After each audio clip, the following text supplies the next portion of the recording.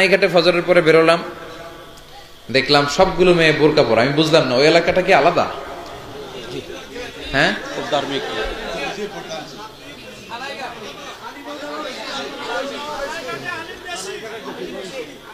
আলেম বেশি, ওলামা একরাম বেশি, এজন্য সবগুলো মেয়ে বোরকা পরে স্কুলে যায়, কলেজে যায়। শুধু বোরকাই না, আবার প্রত্যেকের হাতে ছাতি। আলহামদুলিল্লাহ, মদিনার সমাজ। আমাদের প্রত্যেকটা জেলায় জেলায়, থানায় থানায় এরকম পরিবেশ হোক, আমরা চাই কি চাই না?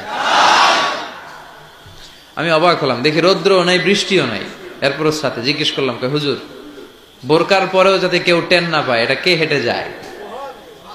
হ্যাঁ, আর আমরা খালি খুঁজি আঁকা বাঁকা মেঠো পথে কোন রূপসী হেঁটে যায়। হ্যাঁ, আহা কি সুন্দর কানাইঘাটের মেয়েরা। আপনাদের রাজনগরের কি অবস্থা? হ্যাঁ, বালানি মোটামুটি। আসেন কানাইঘাটকে আমরা অনুসরণ করি। কানাইঘাটের মতো আমরা আমাদের থানাগুলোতে আমাদের মাদেরকে, বোনদেরকে এইভাবে বোরকা আর একটা ছাতি দিয়ে বের করি। বোরকা পরলে একটা মেয়ের মায়া লাগে না অনেক? কত ভদ্র মনে হয়, মনে হয় যেন জান্নাতের হুরপুরি। ভদ্র মনে হয়, কেউ তার ইফটিজিং করে না। এরা যে মায়ের জাত, এটা কেমন যেন ফুটে ওঠে, শ্রদ্ধায় মাথাটা নিচু হয়ে আসে। তো বিশ্বনবী বললেন, কিয়ামতের আগে আল কাসিয়াত আল আরিয়াত আল মাইলাত আল মুমিলাত, নারীগুলো বোরকাও পরবে, কিন্তু টাইট ফিটিং বোরকা, উঁচু নিচু সব টের পাওয়া যাবে। আছে না নাই? আবার অনেক মায়েরা, নানীরা দেখি বোরকা পরে, ঢিলা ঢালা বোরকা, মাশাআল্লাহ, হাত মোজা পা মোজা, কিন্তু পাশে নাতনি, নাতনি একেবারে দুম্মা চলে দুম।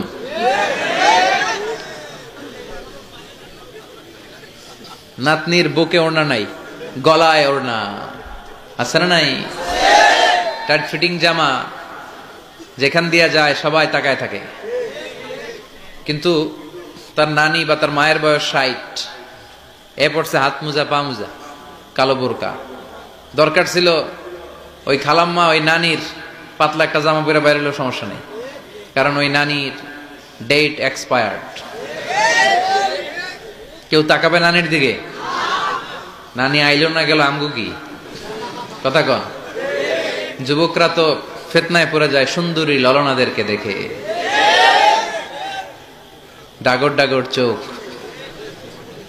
সুন্দরী অনন্যা সুস্নিগ্ধা, অপসরী অনুসূয়া প্রিয়ংবদা, সুহাসিনী সুকেশিনী সুভাষিনী, অসূর্যম পশ্চা, বকটা ফাইটটা যায়। আছে না নাই? এটা একটা জেনেটিক্যাল বিষয়। সুন্দরী নারী হেঁটে যাবে, পুরুষরা অ্যাট্রাক্টেড হবে। এজন্যই নারীদের সম্মানকে বাড়ানোর জন্য, সেফটি মেজারমেন্টের জন্য আল্লাহ হেজাবকে ফরজ করেছেন।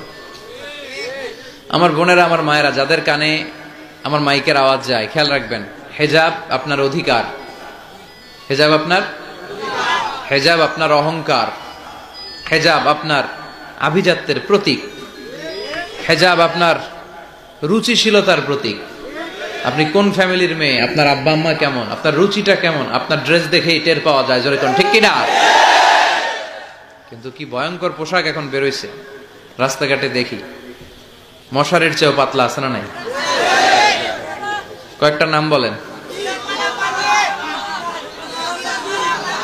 পাখি ড্রেস, কিরণমালা, কটকটি, কটকটি, হ্যাঁ।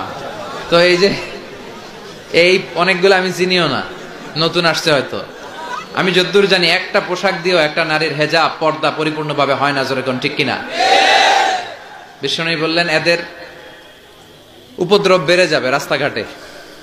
লা ইয়াদখুলনাল জান্নাতা ওয়া লা ইয়াজিদনা রিহাহা, তারা জান্নাতে তো ঢুকবেই না, জান্নাতের ঘ্রাণও এদের নাকে লাগবে না। আর 500 বছরের দূরের রাস্তা থেকে জান্নাতের ঘ্রাণ নাকে এসে ধাক্কা দেয়। এখান থেকে জান্নাতে পৌঁছতে আরো 500 বছরের রাস্তা, এত দূরে থাকতেই জান্নাতের সুঘ্রাণ এসে নাকে লাগবে। তারপরেও নাকি এরা জান্নাতের সুঘ্রাণ পাবে না। আমার মায়েরা, বোনেরা, আপনারা হেজাব করেন, আপনাদের সম্মান বাড়ায় দিবে কে? আমি সব সময় বলি, উদাহরণ হিসেবে যে নারীদের পেটগুলো হচ্ছে খনি, তেলের খনি, গ্যাসের খনি, যেরকম এর চেয়েও দামি। এই নারীরা যদি হিজাব পড়ে, নারীরা যদি নামাজগুলো সময় মতো পড়ে, রোজা রাখে, স্বামীর আনুগত্য করে, আল্লাহর ইবাদত করে, ইসলামিক প্রোগ্রামগুলো দেখে, তাফসির মাহফিলগুলো ইউটিউবে যদি নারীরা দেখে, তাদের জীবন পরিবর্তন হবে। তাদের পেটে যে বাচ্চাটা আছে ওইটা আল্লাহ আল্লাহ হবে। একজন সিআইপির সাথে আমার পরিচয় হলো, কমার্শিয়াল ইম্পর্টেন্ট পারসন। এক ফ্লাইটে আসছি, তো আসার পথে বলে, হুজুর আমার 3 মেয়ে, তো আমার ওয়াইফ ডাক্তার। তো আমার প্রথম মেয়েটা যখন পেটে, আমার ওয়াইফ খুব বেশি কোরআন তেলাওয়াত করতো। তো আমি দেখলাম আমার এই মেয়েটা খুব ভদ্র, খুব নরম প্রকৃতির হয়েছে। আর আমার দ্বিতীয় মেয়েটা যখন পেটে, তখন আমার ওয়াইফের ডাক্তারের ইন্টার্নশিপ বা এরকম ক্লাস টাস নেওয়ার কাজ ছিল, সারাদিন বেরোয়া লাগতো, আসা লাগতো, দৌড়াদৌড়ি। দেখছি আমার দ্বিতীয় মেয়েটা খুব অস্থির হয়েছে। তার মানে মা যখন বাচ্চাকে পেটে ধারণ করে, তখন মা যেই পরিবেশে তার সময় কাটায়, তার একটা প্রভাব বাচ্চার জীবনে আছে না নাই? আপনি যদি কোরআন পড়েন, হাদিস পড়েন, বাচ্চা আল্লাহ আল্লাহ হবে। আর যদি জি বাংলা, স্টার জলসা, কিরণমালা দেখেন, তাহলে বাচ্চাগুলো হবে ডাকাত। এই বাচ্চাগুলাই টেন্ডারবাজ, চাঁদাবাজ আর দুর্নীতিবাজে সেঞ্চুরি করবে। চিল্লা এখন ঠিক কিনা? এরপর বিশ্বনবী বললেন, ইতাআতুজ যাওজা ওয়া উকুকুল কিয়ামতের আগে বিয়ের পর ছেলেগুলো মাকে ভুলে যাবে, স্ত্রীর পিছনে পিছনে ছুটবে। রাজনগরে আসেন ইতাও বলা না, সারি দাও। মারে ভুলা যাবে। ও গো মা, তুমি এই ধরনের শ্রেষ্ঠ নেয়ামত, তোমারই পদ তলে রয়েছে জান্নাত। ও গো মা, তুমি এই ধরনের শ্রেষ্ঠ নেয়ামত, তোমারই পদ তলে রয়েছে জান্নাত। সুবহানাল্লাহ পড়েন। আমাকে আর আপনাকে জন্ম দিতে যে আমার আর আপনার মা কতটুকু কষ্ট করেছে শুনেন। একজন সুস্থ মানুষ 45 ইউনিট পেইন বা ব্যথা একসাথে সহ্য করতে পারে। ব্যথার তীব্রতা যদি 45 ইউনিটের বেশি হয়, লোকটা হয় বেহুশ হবে, নয় মরে যাবে। কিন্তু আমাকে আর আপনাকে যখন আমার মা জন্ম দিয়েছিল, তখন তারা 57 ইউনিট প্লাস ব্যথা সহ্য করেছে, যেটা কোনো সড়ক দুর্ঘটনায় আপনার দেহের 20টা হাড় বা হাড্ডি একসাথে টাস টাস করে ভেঙে গেলে যত ব্যথা, তার চেয়েও বেশি ব্যথা। বিষ্ণু বলেছেন, লাউ কাতা'তা জিলদাক, তোমার চামড়া কেটেও যদি মায়ের পায়ের জুতা বানিয়ে দাও, এক ঢোক দুধের শোধ আদায় হবে? মায়ের এক ধার দুধের দাম, কাটিয়া গায়ের চাম, পাপস বানাইলেও ঋণের শোধ হবে না। এমন দরদি ভাবে কেউ হবে না আমার মাহাগো। ঠিক কিনা? রব্বির হামহুমা কামা রব্বায়ানি সাগীরা।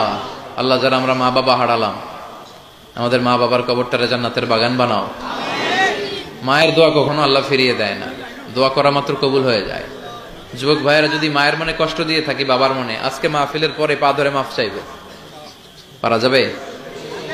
মা বাবার পা ধরে মাফ চাইলে মা বাবা মাফ না করে থাকতে পারে? মাফ করে দিবে। আপনি যত বড় নামাজি হন, হাজি সাহেব হন, আল্লাহওয়ালা হন, আপনার মা যদি আপনার উপর নাখোশ থাকে, আপনার সব শেষ।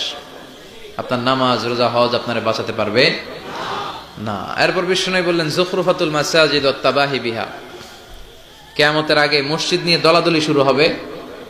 রাজনগরে ইতা নাই? আছে? মসজিদ নিয়ে দলাদলি, আর মসজিদকে অতিমাত্রায় ডিজাইন করা। কই তোরা বানাইছিস ইন্ডিয়ান টাইলস দিয়ে, আমরা বানাবো আমেরিকাতে আইনা। আছে না নাই? কিন্তু মসজিদে যাইতে হবে, নামাজ পড়তে হবে, হালাকা করতে হবে, মক্তব বানাইতে হবে, এই টেনশন নাই। বিশ্বনবীর মসজিদে নববী ছিল বালুর মসজিদ। জোরে বলেন, কিসের মসজিদ? বুখারীর বর্ণনা, ওয়াকানা সাকফুল মসজিদে জারিদুন নাখাল, মসজিদের ছাদ ছিল খেজুর পাতার ছাউনি। কিসের ছাউনি? খেজুর পাতার ছাউনি। বৃষ্টি হলে, ঝরঝর বৃষ্টিতে মসজিদে নববীর ফ্লোরে কাদার বালু হয়ে যেত। বিশ্বনবী যখন সেজদা দিতেন, ওই কাদার বালুর উপরে সেজদা দিতেন। সাহাবারা বলেন, বিশ্বনবী নামাজ শেষে যখন আমাদের দিকে ঘুরে বসতো, হাত্তা রাআইতু আসারা সুজুদি ফি জাবহাতিহি, আমরা বিশ্বনবীর কপালে মাটি, কাদা আর বালুর চিহ্ন দেখতে পেতাম। আমাদের মসজিদগুলো এখন ইবাদত শোনা, আমরা যেন বেশি বেশি মসজিদে যাই, জামাতে নামাজ পড়ি। মসজিদের সাথে যেন আমরা সম্পর্ক বাড়াই।